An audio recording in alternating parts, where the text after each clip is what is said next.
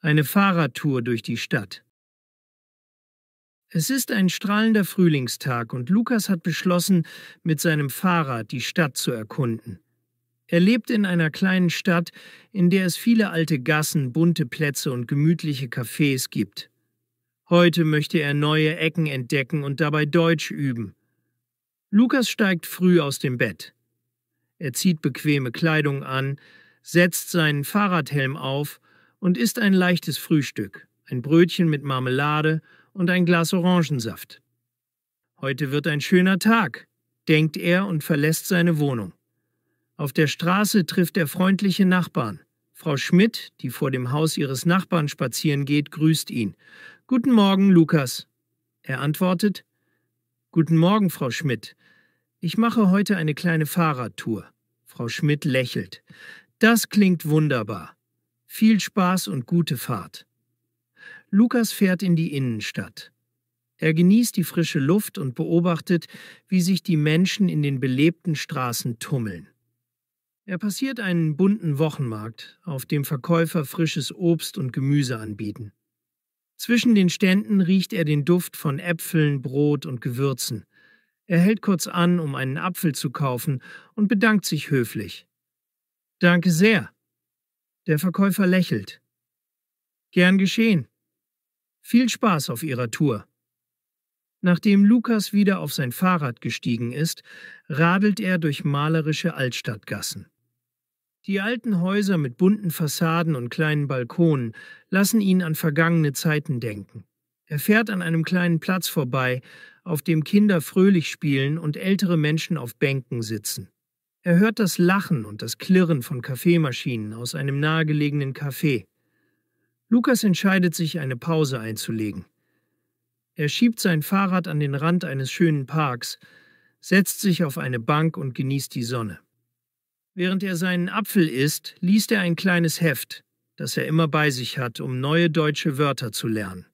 Der Park ist so ruhig und schön, denkt er. Er notiert sich ein paar Vokabeln, die ihm während der Tour begegnen.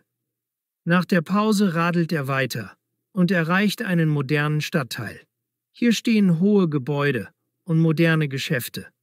Lukas hält an einem kleinen Café, in dem er einen Espresso bestellt. Er unterhält sich ein wenig mit der Kellnerin. »Guten Tag, ich hätte gerne einen Espresso, bitte.« Die Kellnerin antwortet freundlich, »Natürlich, einen Moment bitte.« Während er wartet, schaut er sich die Umgebung an. Er hört die Gespräche der Menschen und nimmt ein Gefühl der Lebendigkeit in der modernen Stadt wahr. Nach dem Café beschließt Lukas, noch eine längere Strecke zu fahren. Er folgt einem Fahrradweg, der entlang eines ruhigen Flusses führt. Auf beiden Seiten des Weges wachsen grüne Bäume und die Sonne spiegelt sich im Wasser. Er fährt langsam, damit er die schöne Natur richtig genießen kann. Unterwegs begegnet er anderen Radfahrern und grüßt sie höflich. »Schönen Tag noch«, ruft er, und alle antworten mit einem freundlichen Lächeln. Am Fluss angekommen, parkt Lukas sein Fahrrad und geht ein paar Schritte entlang des Ufers. Er hört das Plätschern des Wassers und sieht kleine Boote, die gemächlich vorbeifahren. Einige Leute sitzen auf Bänken und genießen den Anblick. Lukas setzt sich selbst auf eine Bank und schließt für einen Moment die Augen, um die Ruhe zu spüren.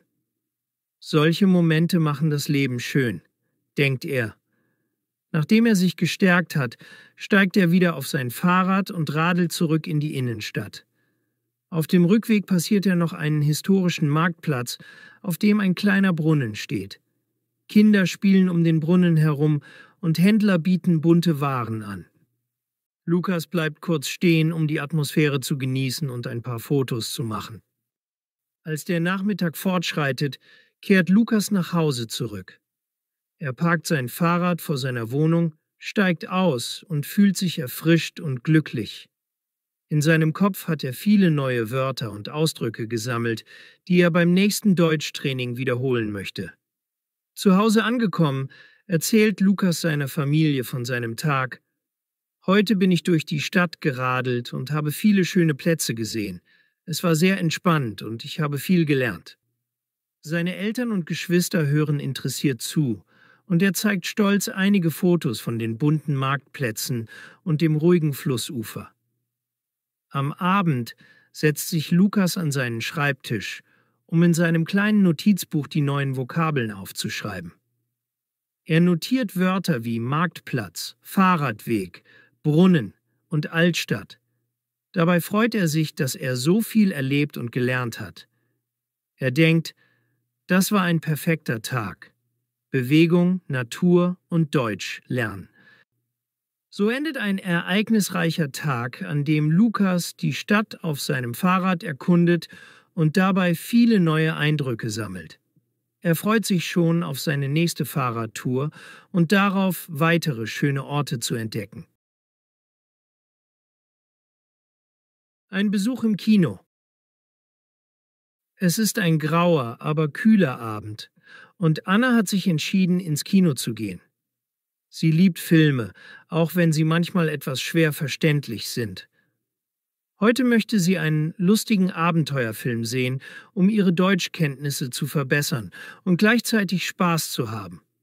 Anna macht sich fertig, zieht ihre Jeans und einen warmen Pullover an und geht zu Fuß zum Kino, das nur wenige Minuten von ihrer Wohnung entfernt liegt. Unterwegs begrüßt sie Nachbarn und hört das leise Murmeln der Stadt. Heute ist ein guter Abend für einen Film, denkt Anna, als sie die bunte Plakatwand vor dem Kino betrachtet.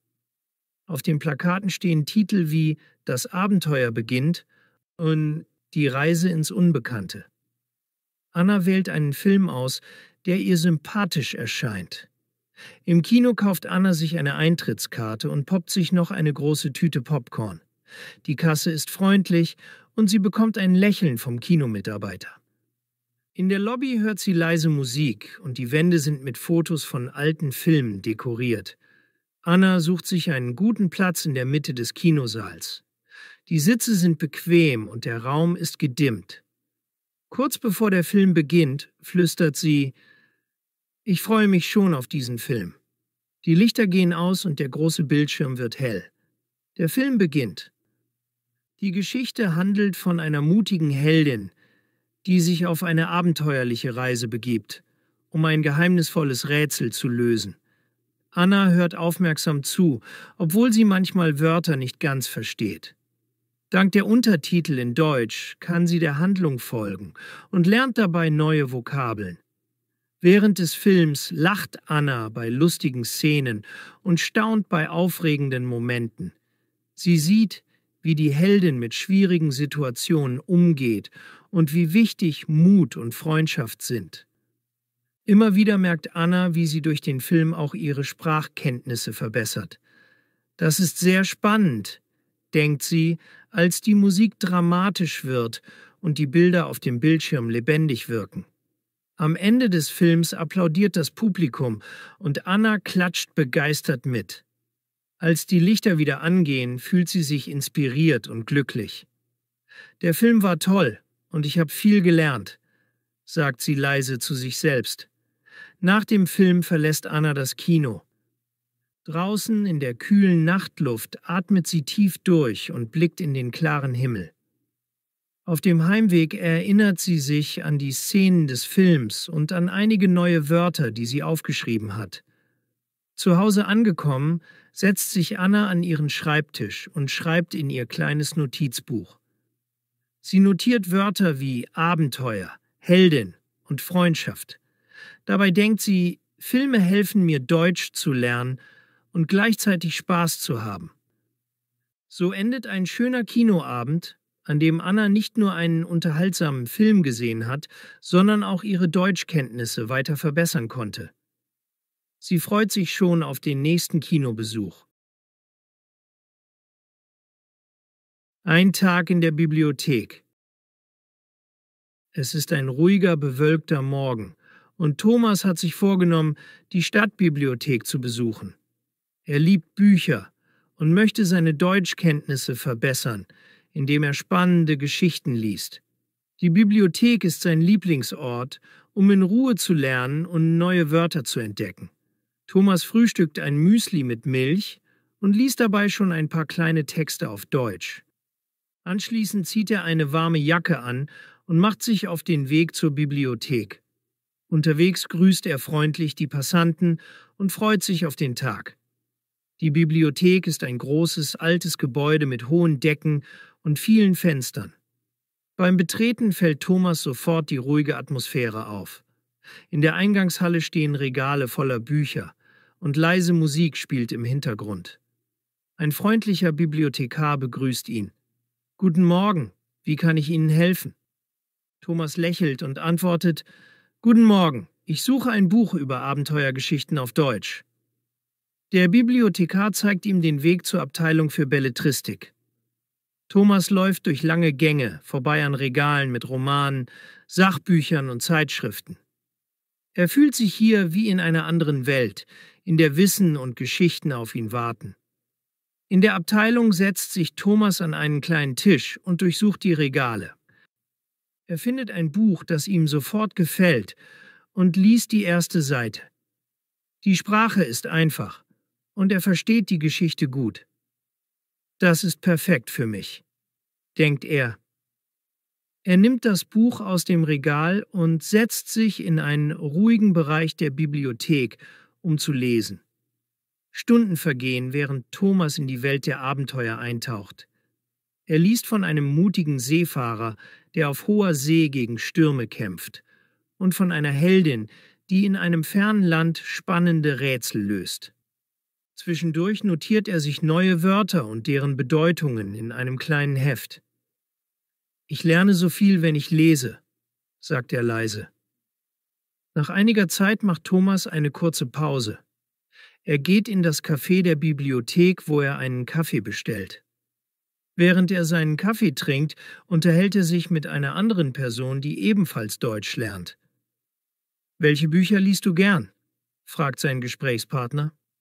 Thomas antwortet: »Ich mag Abenteuer und Reiseliteratur. Und du?« Der andere nickt und sagt: »Ich interessiere mich für historische Romane.« Beide lachen und tauschen ein paar Empfehlungen aus. Gestärkt kehrt Thomas zu seinem Tisch zurück und liest weiter. Er bemerkt, wie seine Sprachkenntnisse sich verbessern und freut sich über die neuen Wörter, die er gelernt hat. Als der Nachmittag näher rückt, beschließt er, das Buch auszuleihen, um es auch zu Hause weiterzulesen. An der Ausleihe gibt der Bibliothekar ihm das Buch und erklärt ihm, dass er es in 2 Wochen zurückbringen soll. Thomas bedankt sich höflich. »Vielen Dank für Ihre Hilfe.« Der Bibliothekar antwortet: »Gern geschehen. Viel Spaß beim Lesen.« Auf dem Heimweg denkt Thomas über den Tag nach. Er fühlt sich zufrieden und glücklich, weil er in der Bibliothek nicht nur entspannen, sondern auch viel Neues lernen konnte. Zu Hause angekommen, legt er das Buch auf seinen Schreibtisch und schreibt in sein Lerntagebuch: »Heute habe ich in der Bibliothek ein tolles Abenteuerbuch gefunden und viele neue Wörter gelernt. Ich freue mich schon auf das nächste Buch.« So endet ein ruhiger und lehrreicher Tag in der Bibliothek, an dem Thomas nicht nur spannende Geschichten gelesen, sondern auch seine Deutschkenntnisse verbessert hat. Ein Spaziergang im Botanischen Garten.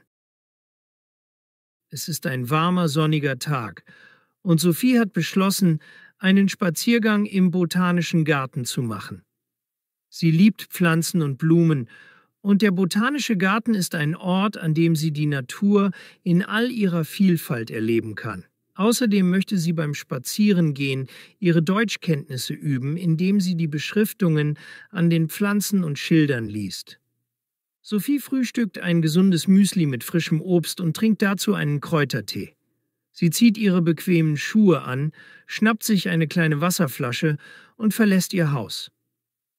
Auf dem Weg zum Botanischen Garten singt sie leise ein Lied, das sie im Deutschkurs gelernt hat. Der Botanische Garten liegt etwas außerhalb der Stadt. Als Sophie ankommt, fällt ihr sofort der große Eingang mit den bunten Blumenbeeten auf. An der Eingangstür steht ein Schild: »Willkommen im Botanischen Garten. Entdecken Sie die Vielfalt der Pflanzenwelt.« Sophie lächelt und tritt ein. Der Garten ist weitläufig und in verschiedene Bereiche unterteilt. Es gibt einen Rosengarten, einen Bereich mit tropischen Pflanzen, einen Steingarten und einen kleinen Teich, an dem Seerosen schwimmen. Sophie nimmt sich Zeit, jeden Bereich zu erkunden.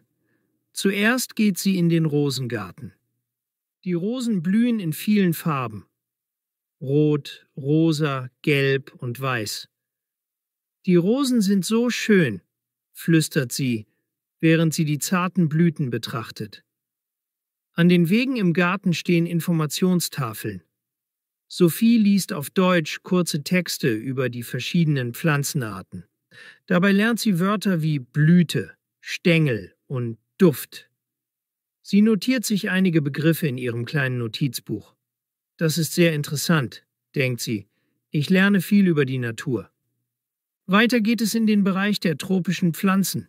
Hier ist es warm und feucht, und hohe Palmen und bunte Orchideen dominieren das Bild. Sophie fühlt sich fast wie in einem anderen Land. Ein kleiner Teich und exotische Wasserpflanzen vervollständigen diese Atmosphäre. Die tropischen Pflanzen sind so fremd und faszinierend, sagt sie leise und macht Fotos mit ihrem Handy. Anschließend besucht sie den Steingarten. Hier wachsen Sukkulenten und Kakteen zwischen kleinen Felsen. Der Garten ist ruhig und schlicht, aber dennoch wunderschön. Sophie bleibt stehen, um die verschiedenen Formen und Farben der Pflanzen zu bewundern. Jede Pflanze ist einzigartig, murmelt sie und lächelt. Im letzten Bereich des botanischen Gartens führt ein kleiner Pfad zu einem idyllischen Teich. Überall wachsen Seerosen und kleine Fische schwimmen im klaren Wasser. Einige Besucher sitzen auf Bänken und genießen die Ruhe. Sophie setzt sich ebenfalls auf eine Bank und schaut dem sanften Plätschern des Wassers zu. Hier fühle ich mich so entspannt und glücklich, denkt sie. Sie genießt die frische Luft und liest einige weitere Informationen an den Tafeln. Nach ein paar Stunden im Garten macht sich Sophie langsam auf den Rückweg. Bevor sie den Garten verlässt, schaut sie noch einmal zurück und denkt: Ich komme bestimmt wieder. Hier gibt es so viel zu entdecken. Draußen vor dem Gartentor atmet sie tief ein und spürt, wie die Natur ihr neue Energie gibt. Auf dem Heimweg erinnert sich Sophie an die schönen Momente des Tages. Zu Hause angekommen, setzt sie sich an ihren Schreibtisch und schreibt in ihr Tagebuch: Heute war ein wunderbarer Tag im Botanischen Garten. Ich habe viele neue Pflanzen gesehen und viel über die Natur gelernt. Ich fühle mich inspiriert und glücklich. Sie plant bereits, bald wiederzukommen, um weitere Ecken des Gartens zu entdecken. So endet ein erlebnisreicher Tag im Botanischen Garten, der Sophie nicht nur Entspannung und Freude, sondern auch neues Wissen und schöne Erinnerungen schenkt. Ein Tag im Freizeitpark. Es ist ein sonniger Samstagmorgen. Paul und seine Freunde haben sich verabredet, um einen aufregenden Tag im Freizeitpark zu verbringen. Paul steht früh auf, zieht bequeme Kleidung an und isst ein leichtes Frühstück, ein Croissant und ein Glas Orangensaft. Er freut sich, denn heute erwartet ihn ein Tag voller Spaß und Abenteuer. Paul fährt mit dem Fahrrad zur Bushaltestelle. Unterwegs hört er seine Lieblingsmusik und grüßt freundlich vorbeigehende Nachbarn. An der Haltestelle trifft er seine Freunde: Lena, Tim und Sarah. Alle sind fröhlich und aufgeregt. Lena ruft: Ich kann es kaum erwarten, auf die Achterbahn zu fahren. Tim ergänzt: Und ich freue mich auf die Wasserrutsche. Das wird nass und lustig. Sarah lächelt: Ich mag auch die ruhigeren Fahrgeschäfte, aber mit euch macht alles Spaß. Gemeinsam steigen sie in den Bus, der sie direkt zum Freizeitpark bringt. Am Eingang sehen sie bunte Fahnen und große Plakate, auf denen die Namen der Attraktionen stehen. Sie kaufen ihre Eintrittskarten und betreten den Park. Die Stimmung ist ausgelassen und die Musik fröhlich. Zuerst gehen die Freunde zur Achterbahn. Die Bahn fährt hoch in den Himmel, dann stürzt sie schnell in die Tiefe. Paul klammert sich an die Halterung und lacht: Das ist so aufregend. Lena ruft: Ich möchte noch einmal fahren. Auch Tim und Sarah sind begeistert von der schnellen Fahrt. Nach der Achterbahn besuchen sie die Wasserrutsche. Sie steigen die Leiter hinauf und sehen die lange, steile Rutsche vor sich. Mit einem lauten Schrei rutschen sie hinab und platschen am Ende ins Wasser. Alle lachen und spritzen sich gegenseitig nass. »Das Wasser ist so erfrischend«, sagt Sarah, als sie wieder auftaucht. Die Freunde beschließen, eine Pause zu machen. Sie setzen sich auf eine große Bank in einem schattigen Bereich und essen ihr mitgebrachtes Sandwich und Obst. Paul trinkt dazu eine kalte Limonade. Während der Pause sprechen sie über die nächsten Attraktionen. Tim schlägt vor, »Lass uns zur Geisterbahn gehen. Ich habe gehört, die ist lustig und ein bisschen gruselig.« Alle stimmen zu und sie laufen gemeinsam zur Geisterbahn. In der Geisterbahn ist es dunkel und die Lichter flackern. Auf der Fahrt erscheinen plötzlich Gespenster und gruselige Gestalten. Die Freunde lachen manchmal nervös und manchmal aus echtem Spaß. Paul sagt, das ist spannend, aber auch ein bisschen gruselig. Nach der Geisterbahn fühlen sie sich etwas erleichtert und munter. Am Nachmittag besuchen sie noch das Riesenrad. Langsam hebt sich das Riesenrad in die Höhe und von oben hat man einen wunderschönen Blick über den ganzen Freizeitpark. Lena staunt. Schaut, wie klein wir von hier unten aussehen. Paul fügt hinzu, ich genieße die ruhige Fahrt. Es ist ein ganz anderer Moment im Park. Nachdem sie noch einige andere Fahrgeschäfte ausprobiert haben, gehen die Freunde in den Food Court. Dort gibt es viele Stände mit Pommes, Burgern, Eis und Getränken. Tim bestellt einen Burger, Sarah ein Eis, Lena nimmt Pommes und Paul entscheidet sich für einen kalten Fruchtsaft. Beim gemeinsamen Essen sitzen sie an einem großen Tisch und erzählen von ihren Erlebnissen. Der Freizeitpark ist wirklich toll, sagt Paul. Ich möchte bald wieder hierher kommen, meint Lena. Nach dem Essen machen sie einen letzten Rundgang durch den Park. Die Sonne beginnt langsam zu sinken und der Park erstrahlt in warmen Farben. Am Ausgang machen sie noch ein paar schöne Fotos und verabschieden sich von den freundlichen Mitarbeitern. Auf dem Rückweg im Bus ist es ruhig und jeder denkt an den erlebnisreichen Tag zurück. Zu Hause angekommen, erzählt Paul seiner Familie von den spannenden Fahrten, dem gemeinsamen Lachen und den schönen Momenten im Freizeitpark. Er schreibt auch in sein Lerntagebuch einige neue Wörter wie Achterbahn, Wasserrutsche und Geisterbahn.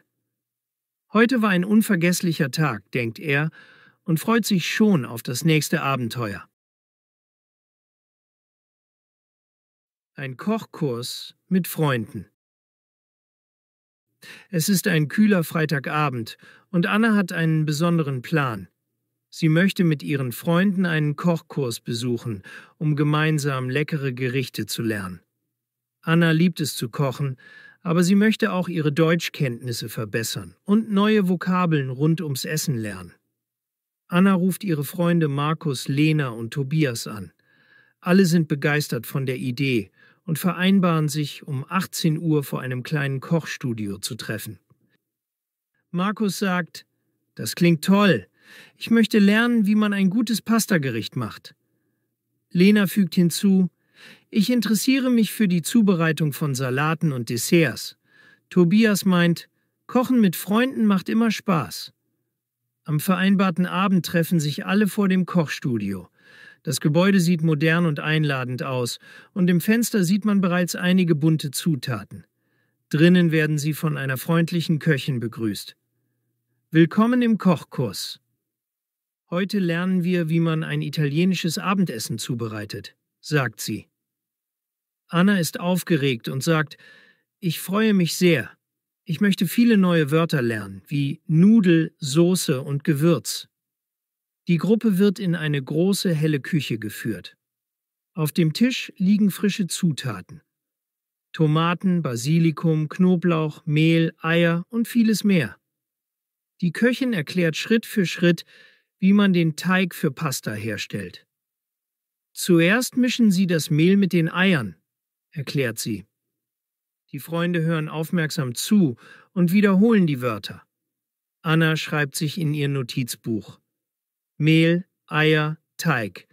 Diese Wörter möchte ich mir merken. Nachdem der Teig vorbereitet ist, teilt die Köchin die Gruppe in kleine Teams auf. Anna und Markus arbeiten zusammen. Sie kneten den Teig und rollen ihn dünn aus. Es ist lustig und manchmal klebrig, aber alle haben Freude daran. Markus lacht. Der Teig ist so weich, fast wie Knete.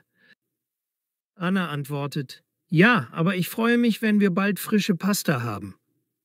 Währenddessen bereitet Lena einen frischen Salat mit Tomaten, Gurken und Oliven zu. Tobias schält Gemüse und lernt dabei neue Wörter wie Karotte und Zwiebel. Die Köchin zeigt allen, wie man die richtige Soße kocht. Die Soße ist sehr wichtig, erklärt sie. Man muss sie langsam köcheln lassen, damit sich die Aromen verbinden, fügt sie hinzu. Nach etwa 2 Stunden Arbeit hat jedes Team ein schönes italienisches Menü kreiert. Es gibt frische Pasta mit Tomatensauce, einen bunten Salat und ein leckeres Dessert aus frischen Früchten. Alle setzen sich an einen großen Tisch in der Küche und genießen ihr selbstgekochtes Abendessen. Das schmeckt sehr gut, sagt Anna, während sie einen Bissen Pasta isst. Markus ergänzt, und ich habe viel Neues gelernt. Die Wörter zum Kochen bleiben mir gut in Erinnerung. Nach dem Essen plaudern die Freunde noch lange über das Kochen, ihre Lieblingsgerichte und die schönen Stunden zusammen. Anna bedankt sich bei der Köchin und sagt, ich werde diesen Abend nie vergessen. Es war ein toller Kochkurs. Die Freunde verabschieden sich und gehen fröhlich nach Hause.